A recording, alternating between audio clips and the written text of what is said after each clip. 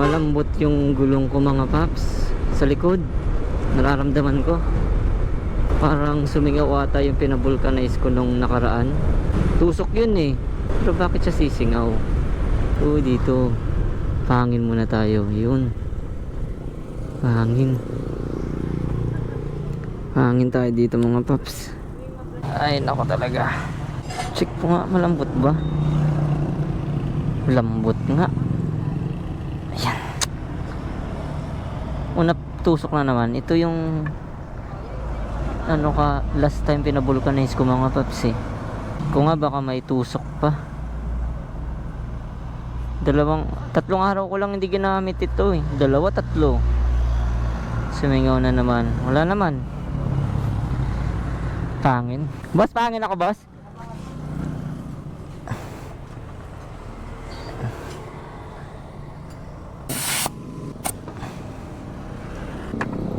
Ano nga natin kung may tubig. Tubig natin. Wala naman, bula. Ngayon lang, simple natin dikit dito.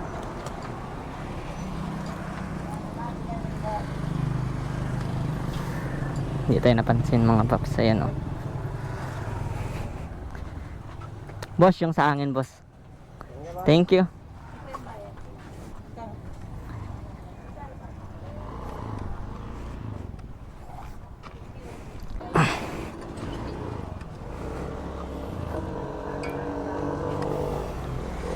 Napansin ata tayo. Ay hindi, napansin. Yun natin. So doon natin iniwan yung tape mga paps. So sa lahat ng maghahanap, good luck. Iniwan natin doon yung tape. Di ako nakapag-iwan ng sticker. Yun lang, sinimplihan ko kasi eh. Bili muna tayo ng tubig. Dito iwanan ko na lang ng sticker. Diyan mga paps, ayan yung sticker. Iiwan ko lang. Naganan ko lang. Yan, dinaganan ko. Tinakpan ko lang. Yan. Simplihan lang natin habang naghihintay tayo ng tubig. So yun mga paps, dito ko na lang iniwan yung sticker. Nakalimutan ko dun eh.